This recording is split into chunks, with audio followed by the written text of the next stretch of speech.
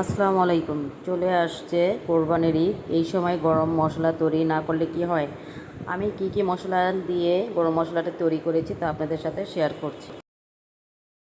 এখানে 1 ইঞ্চি সাইজের দারুচিনি নিয়েছি 30 গ্রাম, সবুজ এলাচ নিয়েছি 20 গ্রাম, এখানে জয়ফল নিয়েছি 4টি। এটা স্ট্রং ফ্লেভার, তাই কম নেওয়াটাই ভালো।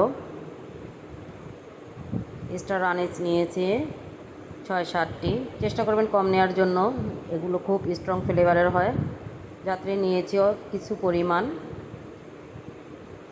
এখানে বড় এলাচ নিয়েছি 6-7টি, যেহেতু আমি সবুজ এলাচও নিয়েছি 20 গ্রামের মতো। এখন লবঙ্গ নিয়েছি 10 গ্রামের মতো, যেহেতু স্ট্রং ফ্লেভার। এখানে সাদা ও কালো গোলমরিচ নিয়েছি 20 গ্রাম। সাদা গোলমরিচ পরে আমি আবার অ্যাড করেছি। এটা হলো গোয়ামরি। পোস্ত দানা 10 গ্রাম নিয়েছি। কালো জিরা এটা আমি নিয়েছি 10 গ্রাম। আমি সব পদের মশলা দিয়েছি। কিছু পরিমাণ গোলাপের পাপড়ি দিয়েছি, ফ্লেভারটা খুব ভালো আসে। কয়েকটি তেজপাতা দিয়েছি, এটা আপনারা ইচ্ছা মতো দিতে পারেন অথবা মেপেও দিতে পারেন। 5 থেকে 6 গ্রামের মতো হয়। কিছু শুকনো মরিচ নিয়েছি।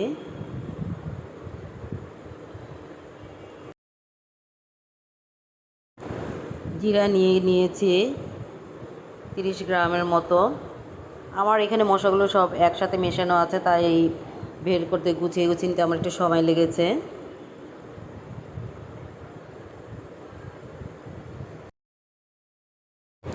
আমি এখানে কিছু ভাজা বাদাম নিয়েছি। এটা হলো রাঁধুনি কোনো ব্র্যান্ডের নাম না, এটা মশলা। 10 গ্রাম নিয়েছি। শাহি জিরা 10 গ্রাম।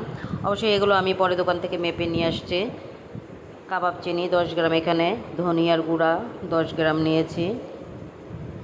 এখানে এটা হলো মেথি নিয়েছি 10 গ্রাম। এখন সবগুলো মশলা একসাথে আমি ভালোভাবে মিশিয়ে নিব। মশলার কালারগুলো খুব ভালো লাগছে দেখতে। আমি তেজপাতাগুলো কেটে নিয়েছি।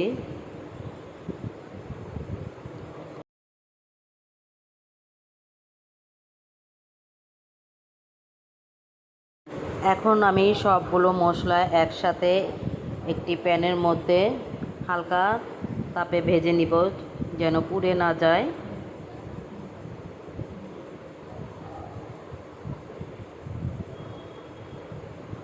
হালকাভাবে ভাজতে হবে, বেশি পুরানো যাবে না, কালার নষ্ট হয়ে যাবে।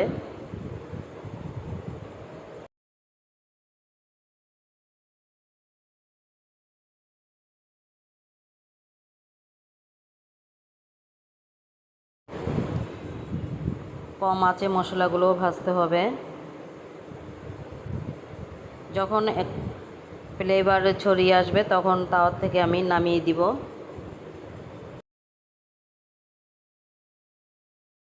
খুব সুন্দর একটা ফ্লেভার চলে আসছে। আমি আর চুলায় রাখবো না, এখন চুলা থেকে নামিয়ে দিব। ঠান্ডা হওয়ার জন্য আমি আবার একটি প্লেটের মধ্যে ছড়িয়ে দিব।